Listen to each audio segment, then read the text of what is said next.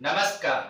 सत्यम Shivam Sundaram GK में आपका हार्दिक स्वागत है, अभिनंदन है। भारतीय संविधान और राज्य व्यवस्था में आज एक महत्वपूर्ण टॉपिक पढ़ने जा रहे हैं जिसका नाम है बलवंत राय मेहता समिति। जो पटवारी की तैयारी करने वाले विद्यार्थी हैं, इसके साथ साथ यूपीपीएससी, आरपीएससी की जो एग्जाम्स हैं, यूपीएससी की जो एग्जाम्स हैं, उनकी जो तैयारी करने वाले जो विद्यार्थी हैं, उनके लिए भी ये टॉपिक बड़ा महत्वपूर्ण है।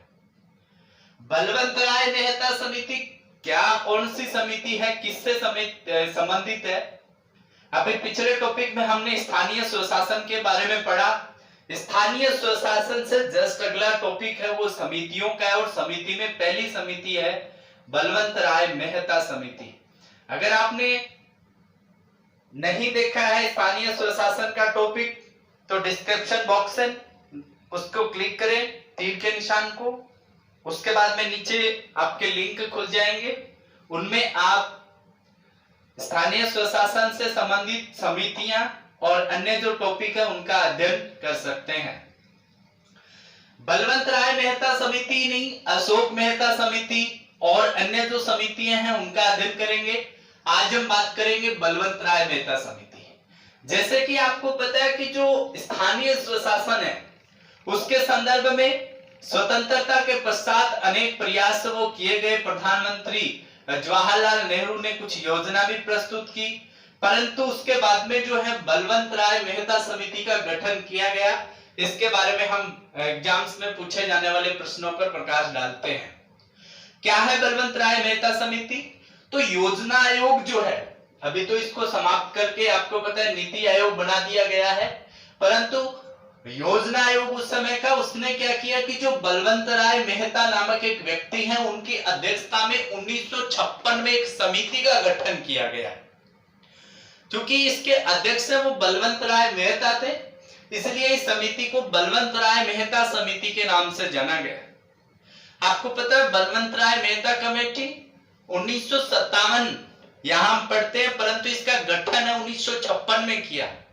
अब यहाँ पे हम बलवंत राय मेहता समिति 1957 क्यों लिखते हैं? क्योंकि समिति की रिपोर्ट या अनुशंसाएं 1957 में प्रकट की गई। ये समिति क्यों बनाई गई, इस समिति का उद्देश्य क्या है, तो आपको पता होना चाहिए कि वे कारण, उन कारणों का पता करना जो सामुदायिक विकास की संरचना और कार्य प्रणाली की सफलता में बाधक है। उनको बाधक कौन से तत्व हैं, उनको पता करना और उनका निवारण करने के उद्देश्य से ये जो बलवंत राय मेहता समिति है इसका गठन किया गया।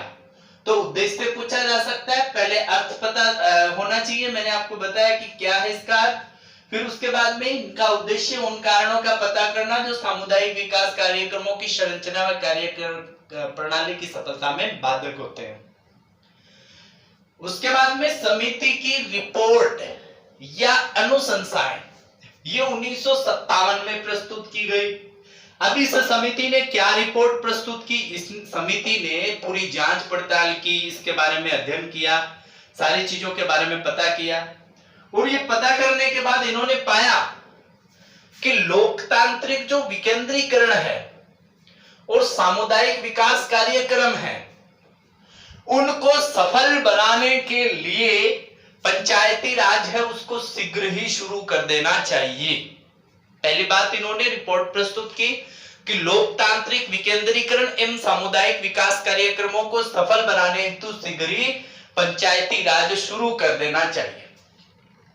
दूसरी बात इन्होंने कही जो बड़ी महत्वपूर्ण थी कि पंचायतों की संरचना है वो कैसी होनी चाहिए? त्रिस्तरीय होनी चाहिए। कैसा स्तर? ग्राम स्तर पर ग्राम पंचायत, ब्लॉक स्तर पर पंचायत समिति और जिला स्तर पर जिला पंचायत या जिला परिषद जिसको हम कहते हैं। त्रिस्तरीय प्रणाली यही बाद में लागू भी हुई, वर्तमान में चल भी रही है। कहीं पे द्विस्तरीय है तो कहीं पे त्रिस्तरीय, कहीं पे 4 स्तर भी हैं इसके। तीसरी रिपोर्ट इन्होंने प्रस्तुत की कि सरकार का इसमें न्यूनतम हस्तक्षेप हो, सरकार इसमें कोई हस्तक्षेप नहीं करे।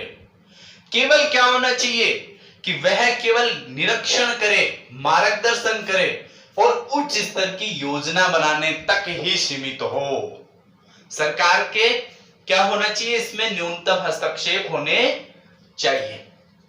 ये जो समिति है, इस समिति की रिपोर्ट है। आपसे पूछा जा सकता है कि निम्नलिखित में से कौन सी अनुशंसा है वो बलवंत राय मेहता समिति के द्वारा की गई है, रिपोर्ट में क्या बात कही गई।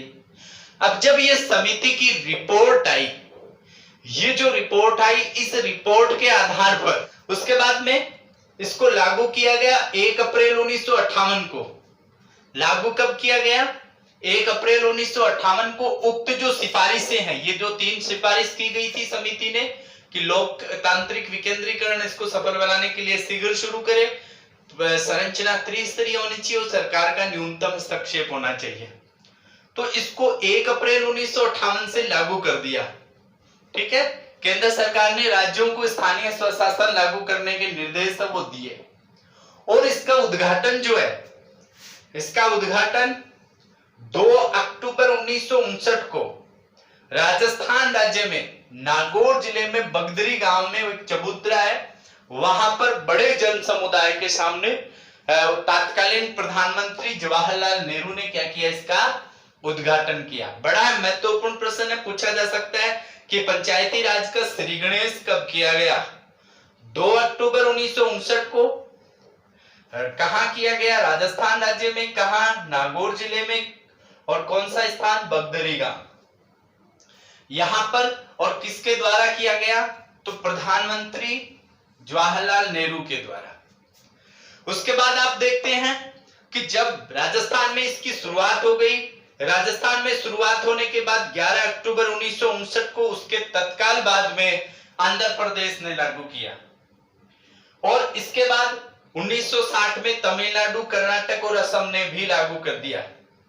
उसके बाद 1962 में महाराष्ट्र ने लागू कर दिया। उसके बाद 1963 में गुजरात ने लागू कर दिया। और उसके बाद 1964 में पश्चिमी बंगाल ने लागू कर दिया। जब ये सब हो गया, ये किसके कारण से हुआ, बलवंत राय मेहता समिति की रिपोर्ट के आधार पर। तो इस प्रकार से भारत में पंचायती राज की क्या हो गई, शुरुआत हो गई।